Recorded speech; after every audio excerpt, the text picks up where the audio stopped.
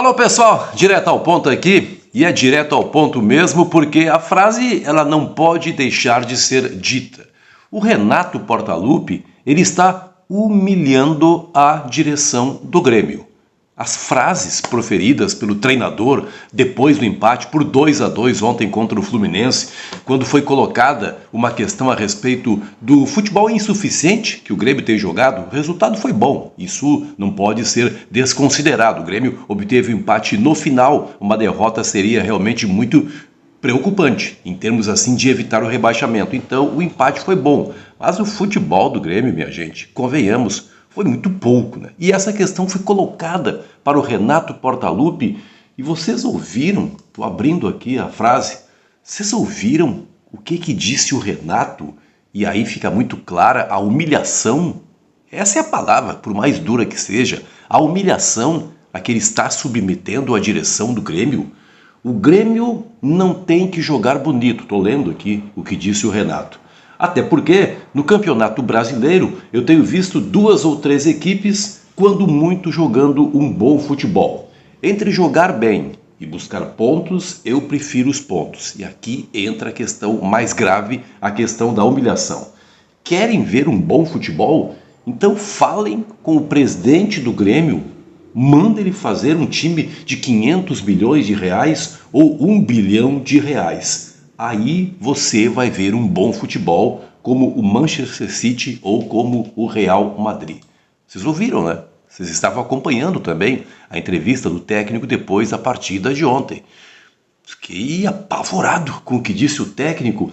E aí lembrei de outras entrevistas coletivas no Grenal, por exemplo, ou num jogo em Caxias do Sul, acho que quando o Grêmio perdeu por 3-0 para o Juventude, em que o Renato estava numa sala pequena dando entrevista e todos os dirigentes estavam ao lado dele ali, olhando o que dizia o treinador.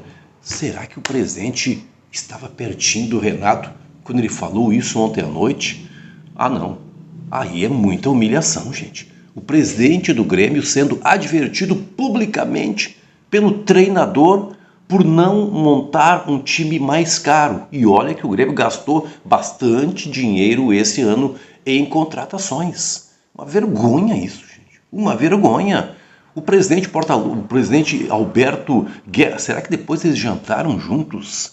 Acho que sim, né? Lá no Rio de Janeiro. Será que o presidente disse, pô, Renato, pega leve, não faz isso comigo? Ou será que o presidente concordou com o que disse e o Renato disse, não, Renato, você tem razão.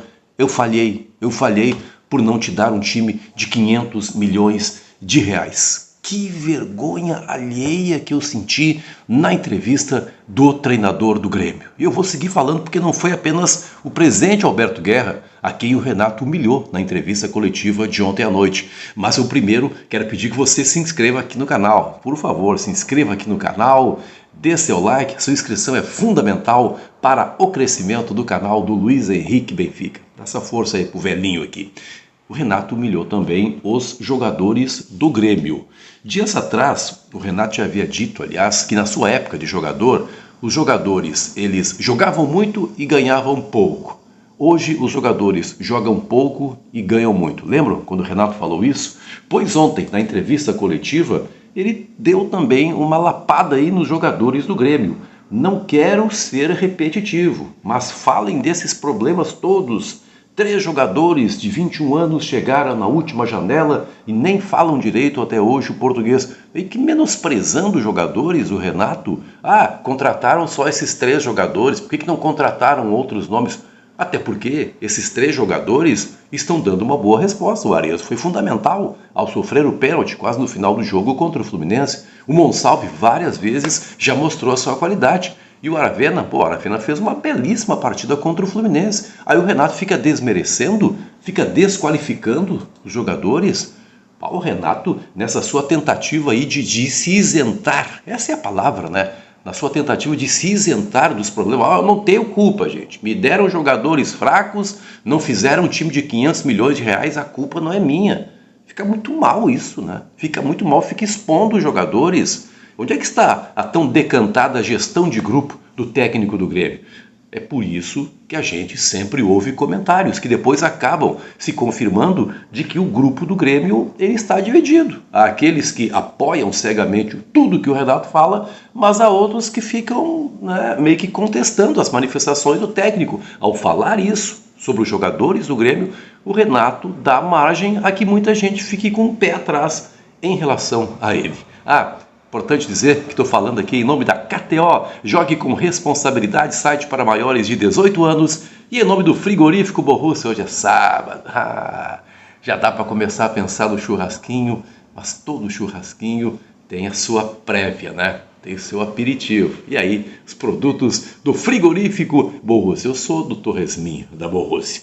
Por fim, outra vez, Renato voltando a falar da enchente, mas quantas vezes? Pô, a enchente foi em maio, gente. Maio, junho. Quantas partidas o Grêmio já jogou na arena depois da enchente? E quantas vezes o Grêmio teve a possibilidade de realizar treinamentos no seu CT? E isso faz toda a diferença. Muita coisa aconteceu depois da enchente e o futebol do Grêmio segue sendo insuficiente.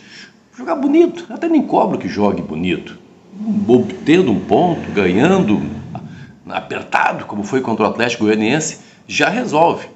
Mas não dá para ficar dizendo que não se produz mais ainda por causa da enchente. Então é isso, minha gente. O Renato está humilhando a direção do Grêmio, humilhando os jogadores, e isso não é legal. E convenhamos, né? Cria um clima assim insustentável, já projetando 2025. Muito obrigado pelo seu carinho com esse canal. Até a próxima.